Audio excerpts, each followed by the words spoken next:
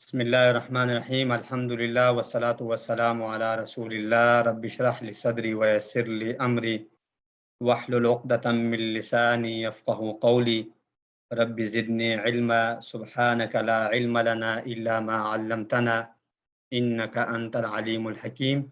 السلام علیکم ورحمۃ اللہ وبرکاتہ۔ ہم انشاءاللہ آج لیسن نمبر 10 کریں گے۔ لاسٹ سیشن میں ہم نے لیسن نمبر 9 کیا تھا اور لام را کے حوالے سے کچھ قواعد ہم نے پڑھے، قلقلہ کے حوالے سے کچھ قواعد پڑھے تھے۔ آج ہم انشاءاللہ کچھ مزید نئی چیزیں پڑھیں گے۔ سبق نمبر 10 بنیادی تجوید سیکھیں آسان طریقے سے۔ آج کے اس لیسن میں سب سے پہلے ہمارے پاس آیت ہے ورتل القرآن ترتیلا، سورۃ المزمل کی آیا نمبر 4 ہے یہ، اور قرآن کو ٹھہر ٹھہر کر پڑھو۔ ترتیل سے مراد ہم پہلے بھی اس کو کافی مرتبہ دیکھ چکے ہیں، اطمینان اور سکون کے ساتھ قرآن کریم کے معانی میں غور کرتے ہوئے تلاوت کرنا، جبکہ تجوید کے اصول و قواعد نہ ٹوٹیں۔ تو انشاءاللہ ہم کوشش کریں گے کہ ہمارے آج کے لیسن کے اختتام کے بعد ہماری جو تلاوت ہے وہ پریکٹیکلی کم سے کم ہمارے جو مخارج ہم نے درست کی ہیں ان کے مطابق ہو، اور کچھ جو ہم نے مد کے حوالے سے قواعد پڑھے ہیں، قلقلہ پڑھا ہے، اس کے علاوہ ہم نے شد کے قواعد یا جس میں غنہ وغیرہ ہم نے پڑھا ہے، تو یہ بیسک سے قواعد ان کو اپلائی کرتے ہوئے ہم ساتھ ساتھ انشاءاللہ پڑھیں گے۔ سورۃ الفاتحہ میں ہمارے پاس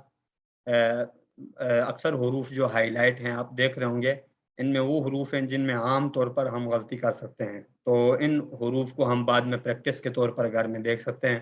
کہ ایسا تو نہیں ہے کہ ہماری ان حروف میں کوئی نہ کوئی غلطی ہے، تو اس کی کریکشنز پھر ہم پریکٹس کے ساتھ ساتھ کر سکتے ہیں انشاءاللہ۔ تو اس میں آپ دیکھ رہے ہیں عین، ہا، اور اس طرح صاد، طا، اس طرح کے حروف دود وغیرہ یہ ہائی لائٹ کیے گئے ہیں۔ تو اس میں عام طور پر ہم طا کو جس طرح تا پڑھ دیتے ہیں، صراط الذین ہم جس طرح پڑھتے ہیں، تو طا کو ہم بولڈ پڑھیں۔ اسی طرح عین میں اعوذ باللہ ہے، اس کو عام طور پہ غلط پڑھتے ہوئے ہم اعوذ باللہ پڑھ دیتے ہیں، حمزہ ساؤنڈ ہو جاتی ہے یہ۔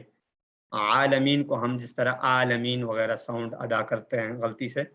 رحمان اور رحیم کو عام طور پر غلطی سے رحمان رحیم پڑھ رہے ہوتے ہیں۔ تو یہ سارے وہ حروف ہیں، اور ضروری نہیں ہے کہ یہی حروف ہمارے غلط ہوں، یہ بھی ممکن ہے کہ ان حروف کی ہماری جو ہے ادائیگی درست ہو، ان کے علاوہ کوئی حروف نکل آئیں تو ان کو ہم بذات خود ہائی لائٹ کر سکتے ہیں اپنے پاس پیجز میں، جس طرح اہدنا، یہاں پر ہا کسی جگہ ہائی لائٹ نہیں ہے، جبکہ تھوڑا سا مشکل ہوتا ہے ہا، ٹھیک ہے، اس کو اکثر اہدنا پڑھ دیتے ہیں ہا کی طرح، اور اس کے علاوہ آپ خا لے لیں، اس کو ہا کے قریب پڑھ لیتے ہیں، حمزہ کو اکثر جو ہے عین کے قریب پڑھ لیتے ہیں غلطی سے، اور الف کی عام غلطی ہوتی ہے ہمارے پاس، جس طرح اعوذ، اس کو لمبا کر کے پڑھنا، واو ساکن سے پہلے پیش ہے، اسی طرح الف ساکن سے پہلے زبر کی ایک مثال جس طرح عالمین، اور یا ساکن سے پہلے زیر کی مثال۔ تو یہ کچھ بیسک جو ہم نے پڑھے تھے مد والے، ان رولز کو بھی ہم ساتھ ساتھ فالو کرتے ہوئے اس صورت کو انشاءاللہ کمپلیٹ کریں گے نیکسٹ ٹائم۔ اب ہم آتے ہیں آج کے قواعد کیا ہیں۔ آج کے بنیادی قواعد میں سے وقف کے قواعد ہیں، یعنی جہاں پر ہم نے وقف کرنا ہو اس کے لیے باقاعدہ کچھ رولز بنے ہوئے ہیں۔ پہلے تو آپ دیکھ رہے ہوں گے کہ وقف کی تعریف کیا ہے۔ دوران تلاوت آگے بڑھنے کی نیت سے کچھ دیر رکنا، یعنی سانس اور آواز توڑ کر ٹھہرنا وقف کہلاتا ہے۔ گویا کہ اگر ایک لمبی آیات آ جاتی ہے تو اس پہ بسا اوقات ہماری جو سانس ہے وہ رک جاتی ہے، آواز ٹوٹ جاتی ہے، تو اس آواز توڑنے کے لیے کیا رول ہے، کیسی جگہ پہ ہمیں وقف کرنا چاہیے، اور اگر ہم نے وقف کر لیا ہے غیر وقف کی جگہ پہ، اس کو پھر ہم نے دوبارہ کنٹینیو کیسے کرنا ہے۔ تو اس میں مختلف اوپینین ہوتے ہیں لوگوں کے، بعض لوگ پچھلا جملہ ایک ہی ملا لیتے ہیں، بعض لوگ پیچھے سے 3-4 جملے ملا لیتے ہیں۔ اس حوالے سے ہم انشاءاللہ سارا تفصیل دیکھیں گے۔ اس وقف کے حوالے سے ہم 5 باتیں دیکھ رہے ہیں آج انشاءاللہ۔ تو اس میں کسی لفظ کے آخر میں ٹھہرتے ہوئے یعنی وقف کرتے ہوئے 5 باتوں کا خیال رکھا جاتا ہے۔ وہ 5 باتیں کون سی ہیں ان کو تفصیلاً ہم دیکھتے ہیں۔ سب سے پہلے تو ہمارے پاس ہے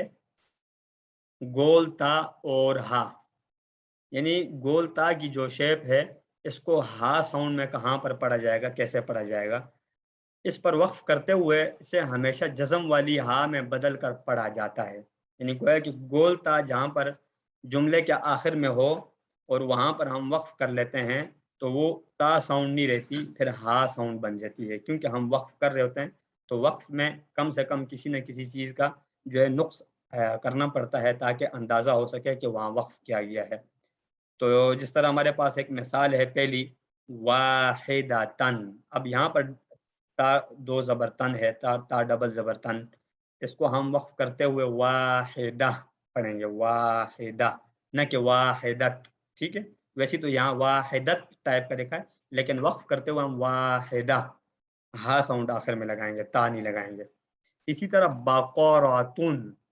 باقوراتن، تا ہے گول تا آخر میں، تو اس کو ہم باقورہ وقف کرتے ہوئے ایسے پڑھیں گے، باقورہ. اور لاسٹ والی اگزامپل یہاں پر ہے رسولہ، اس کو ہم رسولہ، یہ تو گول تا کی شیپ نہیں ہے، لیکن یہاں پر یہی ہم نے نوٹ کیا کہ وقف کی صورت میں اس کا پیش گر گیا ہے. تو نارمل حالت میں یہاں پر پیش لگا تھا آخر میں ہا پر، جبکہ وقف کی صورت میں وہ پیش گر گیا اور وہاں پر ساکن ہو گیا. دوسری بات ہمارے پاس ہے حروف مدہ اور کھڑی حرکات پر وقف کرتے ہوئے انہیں ویسے ہی ایک الف کے برابر لمبا کرتے ہوئے پڑھ لیا جاتا ہے. حروف مدہ ہم نے کون کون سے پڑھے تھے؟ الف واو یا، ان سے پہلے ان کے مطابق جب حرکت ہو تو وہ وہاں پر حروف مدہ کہلاتے ہیں. تو جب ان پر وقف کریں گے تو ویسے ہی ایک الف کے برابر لمبا کرتے ہوئے پڑھ لیا جائے گا. جس طرح تلاہا، الف ساکن سے پہلے زبر ہے یہاں پر، تو اس کو وقف کی صورت میں بھی ہم تلاہا پڑھیں گے. اس کو یعنی اس کا الف وغیرہ ڈراپ نہیں کریں گے یا اس کے اندر کوئی اور چینجز نہیں لائیں گے. یا، اس کو ہم یا ساکن سے پہلے جس طرح آپ دیکھ رہے ہیں یہاں پر زیر ہے، تو یا، بلکہ یہ الف ساکن سے پہلے زبر کی مثال ہے یا شیپ میں، یا اسی طرح ہم اس پر وقف کریں گے. قالو، واو ساکن سے پہلے پیش، قالو وقف کی صورت میں بھی بالکل اسی طرح جاری رہے گا. تو گویا کہ یہاں پر کوئی بھی چیز کٹی نہیں ہے، ڈراپ نہیں ہوئی اس کی کوئی بھی چیز. دوسری بات آپ دیکھیں کہ حروف مدہ اور کھڑی حرکات پر وقف کرتے ہوئے انہیں ویسی ایک الف کے برابر کیا جاتا ہے جس طرح اس میں یا ساکن ہے، مثلا اس سے پہلے زیر آ جاتی ہے. فدخولی، تو وقف کرتے ہوئے بھی فدخولی اسی طرح ہم پڑھ رہے ہیں. اور واو ساکن سے پہلے آپ دیکھ رہے ہیں پیش ہے، جس طرح تلوو، ویسے الٹی پیش یہاں لکھی ہوئی ہے. اس کا مطلب یہی ہے کہ واو ساکن سے پہلے پیش ہی آپ اس کو جو ہے نا گیس کر سکتے ہیں. تلوو، اس کو وقف کی صورت میں بھی تلوو اسی طرح پڑھیں گے، تلوو وغیرہ یا اس طرح شارٹ نہیں پڑھیں گے. تیسری بات کیا ہے؟ دو زبر والے حرف پر وقف کرتے ہوئے سے ایک الف کے برابر لمبا کرتے ہوئے پڑھ لیا جاتا ہے. یعنی ڈبل زبر جب ہو آخر میں اور وہاں پر ہم نے وقف کرنا ہو تو کیا کریں گے؟ ہم ایک الف کے برابر لمبا کرتے ہوئے پڑھ لیا جائے گا. اور دوسری بات یہاں پر آپ نوٹ کیجئے کہ وہاں پر زبر ایک ہی رہ جائے گا، دو زبر ختم ہو جائیں گے وقف کی صورت میں. یعنی ایک یہاں پر آپ دیکھ رہے ہیں پہلی مثال میں فرسٹ سائڈ پہ کبیرن لکھا ہوا ہے، اگر پورا پڑھا جائے کبیرن، وقف کرتے ہوئے اس کو ہم کبیرا. اب دیکھیں ہم ایک را پر ایک زبر لگا رہے ہیں، ڈبل زبر یہاں پر ہمارے پاس نہیں ہے سیکنڈ ایگزامپل میں. اسی طرح ہمارے پاس دوسری مثال ہے ہدن، ہدا، تو دن جو ساؤنڈ ہے نون والی آخر میں تنوین والی، وہ وہاں سے ڈراپ ہو جاتی ہے وقف کی حالت میں. ہدا، شیئن، شیئا. تو یہ ساری کی ساری مثالیں ڈبل زبر والی ہیں، یا ڈبل زیر ڈبل پیش کی بھی اس طرح کی آپ مثال بعد میں دیکھ سکتے ہیں. زبر، زیر، پیش، دو زیر دو پیش پر وقف کرتے ہوئے ان سب کو جزم میں بدل کر پڑھ لیا جاتا ہے. یعنی آسان سے طریقہ ہے کہ ڈبل زبر اگر ہے تو اس کو آخر میں آپ الف دیتے ہوئے سنگل زبر دے دیتے ہیں، کبیرن سے کبیرا. اس مثال کو آپ نوٹ کر لیجئے. اور باقی اس کے علاوہ جتنی بھی حرکات ہیں ان کو آپ کیا کریں گے؟ آخر میں جزم دے دیں گے. باقی کوئی بھی حرکت پہ آپ نے وقف کرنا ہے، چاہے ڈبل پیش ہے، ڈبل زیر ہے، چاہے وہاں پر سنگل پیش سنگل زیر کچھ بھی ہے، تو وہاں پر آپ نے کیا کرنا ہے؟ آخر میں ساکن کر دینا ہے، سوائے ڈبل زبر کے. ڈبل زبر کا اسپیشل ہم نے کبیرن کبیرا ایک مثال پڑھ لی تھی. تو یہاں پر صابرہ لکھا ہوا ہے، صابرہ، اگر اس پہ ہم وقف کر رہے ہیں کسی جگہ پہ آیات میں بیچ میں صابرہ آ رہا ہے اور وہاں ہم آواز بند کرنا چاہتے ہیں تو اس کو ہم صابر اس طرح سے پڑھیں گے، صابر. الفلق، الفلق، اکبر، اکبر. تو آپ یہاں دیکھ رہے ہیں کہ شروع میں زبر، زیر اور پیش یہاں لگی ہوئی ہیں آخر میں، اور وقف کی حالت میں جاتے ہوئے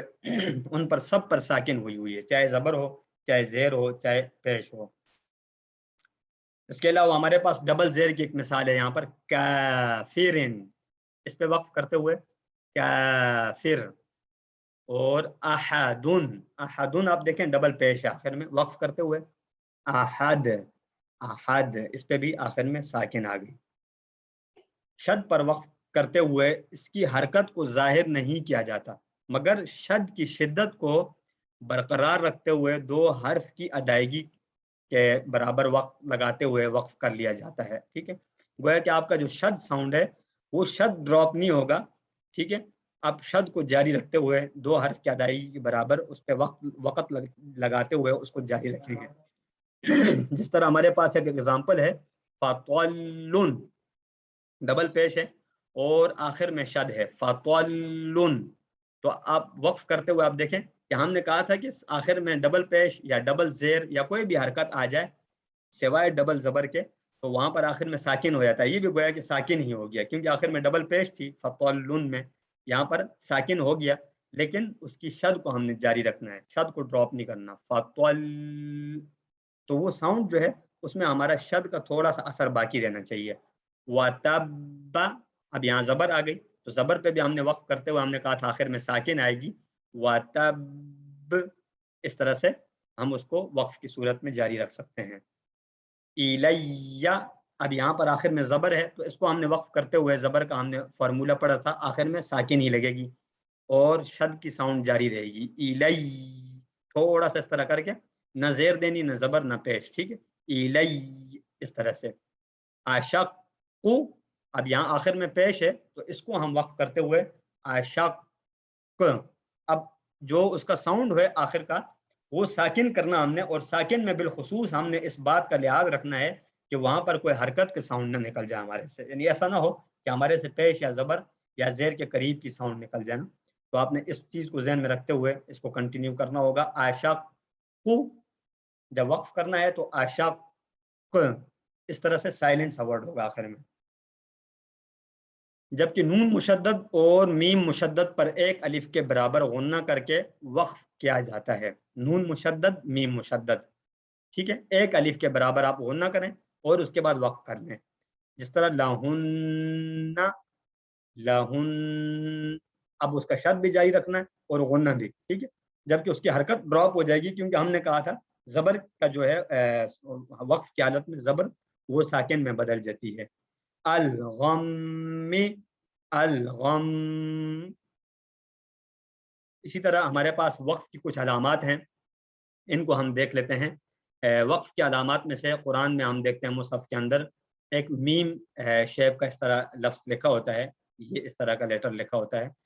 اس کا مطلب ہوتا ہے جس آیات کے درمیان میں یہ لکھا ہو تو وہاں مطلب یہ ہوگا کہ الوقف اللازم، یعنی وہاں وقف کرنا لازمی ہے،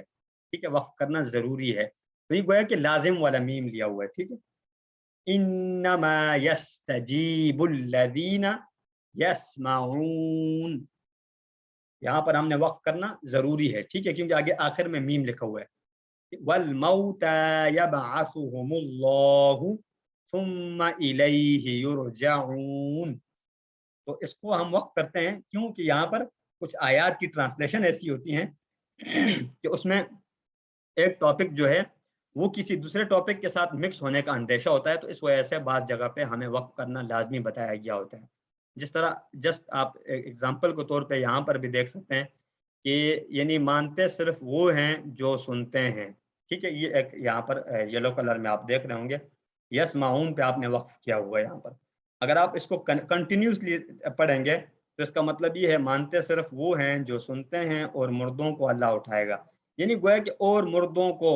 اگر اس جملے کو آپ ملا لیں گے پچھلے سے تو گویا کہ مانتے صرف وہ ہیں جو سنتے ہیں اور مردے بھی، گویا کہ مردے بھی سنتے ہیں کیونکہ کنٹینیوسلی آپ پڑھ رہے ہیں نا، تو مردوں کو اللہ اٹھائے گا، یہ ایک الگ موضوع ہے، ٹھیک ہے، تو اس طرح سے آپ اس چیز کو لاجک کو سمجھنے کی ساتھ ساتھ کوشش کر لیجئے تاکہ آپ کو اندازہ ہو جائے کہ کسی بھی جگہ پہ وقف کرنا لازمی کیوں کہا جاتا ہے، وقف وہاں لازمی کیوں کیا جاتا ہے۔ دوسری ایک نشانی ہے طوا، اور اس طرح سے قاف لام یہ لکھا ہوتا ہے، الوقف الاولا لکھا ہوتا ہے بعض جگہوں پر آپ دیکھتے ہیں، تو ایسی جگہوں پر وقف کرنا زیادہ بہتر ہوتا ہے، ایسی جگہوں پر وقف کرنا زیادہ بہتر ہوتا ہے، جس طرح مالک یوم الدین۔ اب یہاں پر آیات سے پہلے آپ دیکھ رہے ہیں وقف لکھا ہوا ہے، تو اس جگہ پہ بہتر یہ کہ ٹھہرا جائے، کیونکہ یہ ہم نے علامت پڑھ لی ہے کہ تو یا اس طرح کی الوقف الاولا یا قاف لام یہ لکھا ہو، تو ان کا مطلب یہی ہے کہ بہتر ہے کہ ہم یہاں ٹھہر جائیں، مالک یوم الدین۔ اور جہاں پر یہ سرکل ہوتا ہے، جو خصوصاً ہر آیات کا جو ہے نا اینڈ اسی سرکل سے ہوتا ہے، اس کے اندر آیات نمبر عام طور پر آپ نے دیکھا ہوگا لکھی ہوتی ہیں، تو اس پر اس دائرے پر وقف کرنا سنت ہے، مالک یوم الدین۔ سیم اسی طرح کی مثال یہاں ریپیٹ کی ہے، اس طرح آپ یہ دیکھ رہے ہیں یہاں پر یہ گول سرکل ہے، تو اس پر وقف کرنا سنت ہے۔ یہ 3 ڈاٹس لگے ہوئے ہیں، 3 ڈاٹس 2 جگہوں پر آپ دیکھ رہے ہیں ڈبل ہیں، تو وقف معانقہ، ایک نشان پر وقف کرنا اور دوسرے پر ملانا ضروری ہے۔ کیا مطلب ہے کہ یہ 3 ڈاٹس جو ہیں عام طور پر کسی بھی آیات میں قریب قریب 2 جگہوں پہ آیا کریں گے، ان میں سے جو پہلا اگر 3 ڈاٹ والے پہ ہم سٹاپ ہو جاتے ہیں تو دوسرے والے پہ ہمیں نہیں ہونا ہوگا، پھر ہمارے پاس آپشن ہوتا ہے، ہم چوز کر سکتے ہیں کہ ہمیں پہلے پہ رکنا ہے یا دوسرے پر، تو اگر پہلا والا ہم نے سٹاپ کر لیا تو دوسرا کنٹینیو کرنا ہوگا، اور اگر پہلے والا ہم کنٹینیو کر لیتے ہیں تو دوسرے پہ لازمی رکنا ہوگا، ٹھیک ہے۔ اور اس کا لاجک یہ ہوتا ہے کہ اس میں بھی ٹرانسلیشن میں کچھ اس طرح کی بات بن رہی ہوتی ہے جس سے ہمیں دونوں کو ملانے میں ڈاؤٹ بن جاتا ہے اگر سارا ہم ملا لیتے ہیں۔ ذالک الکتاب لا ریب فیہ، تو یہ کتاب ہے اس میں کوئی شک نہیں، یہاں پر اب بات پوری ہو رہی ہے نا۔ اگر یہاں پر ہم بات سٹاپ نہیں کرتے آگے لے جاتے ہیں تو وہ پھر مکسنگ ہو جائے گی کہ ہدی للمتقین میں کوئی ریب والا معنی مکس نہ ہو جائے، یا اس طرح کا فیہ ہدی للمتقین سے یعنی اس کا کوئی معنی مکس نہ ہو جائے، تو اس وجہ سے ہم اگر ذالک الکتاب لا ریب فیہ پڑھتے ہیں تو اس کا مطلب یہ کتاب اس میں کوئی شک نہیں، اور اگر ہم پہلے والے پہ وقف کرتے ہیں ذالک الکتاب لا ریب، یہ کتاب اس میں کوئی شک نہیں، ٹھیک ہے، یہ کتاب کوئی شک نہیں، ٹھیک ہے، شک اس میں نہ لکھیں آپ، نہ کہیں آپ کوئی شک نہیں، لا ریب فیہ ہدی للمتقین، اس میں ہدایت ہے متقین کے لیے، پرہیزگاروں کے لیے، تو یہ فیہ نیکسٹ والے میں ہمیں کام آ رہا ہے، یعنی گویا کہ یہ دونوں کے ساتھ کنیکٹ ہو سکتا ہے، فیہ پچھلے والے کے ساتھ بھی، پہلے والے جملے کے ساتھ بھی، اور دوسرے والے کے ساتھ بھی، تو اس کو ہم نے اس طرح سے سمجھنا ہوگا کہ جہاں پر 3 ڈاٹس آ جائیں وہ عام طور پر ڈبل ٹائم آیا کریں گے، یعنی 2 جگہوں پہ ہوا کریں گے، اور ہمارے پاس اس میں ایک چوز کرنے کا آپشن ہوگا، دونوں کو نہیں کر سکتے ہم، اور کنٹینیو بھی نہیں کر سکتے ڈائریکٹلی، کیونکہ اس کے اندر ایک پر وقف کرنا ہم نے دیکھا ہے کہ دوسرے پر ایک پر وقف کرنا ضروری ہے اور دوسرے پر ملانا ضروری ہے، ٹھیک ہے، دوسرے پر کنٹینیو رکھنا ضروری ہے، تو اس مثال کو آپ اپنے پاس ذہن میں رکھ سکتے ہیں۔ وقف کی علامات میں سے ایک ہے سکتہ، سکتہ، ایک الف کے برابر آواز روکیں لیکن سانس توڑے بغیر پڑھنا جاری رکھنا، یعنی گویا کہ یہاں پر ہماری آواز رک جائے گی، سانس نہیں رکے گی، اور یہ بھی بہت فیمس مثال ہے، جس طرح قال ربنا ظلمنا انفسنا وَإِن لَّمْ تَغْفِرْ لَنَا، اس طرح سے گویا کہ میں نے اپنی جو آواز ہے اس کو میں نے سٹاپ کیا تھا لیکن اپنی سانس کو نہیں توڑا تھا، میں نے آواز سٹاپ کی لیکن سانس کو اسی کو جاری رکھا، تو یہ ایک قرأت کی جو ہے اپنی ایک رولز ہیں، اس کو ہم نے اسی طرح ایز اٹ از فالو کرنا ہوگا انشاءاللہ۔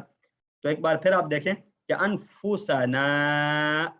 وَإِن لَّمْ، اسی سانس کے ساتھ ہم کنٹینیو کر لیں لیکن سٹاپ کرنا لازمی ہے، یہ سکتا ہے۔ وقف النبی صلی اللہ علیہ وسلم لکھا ہوتا ہے بعض جگہ میں، وقف جبرائیل، وقف غفران وغیرہ، وقف کرنا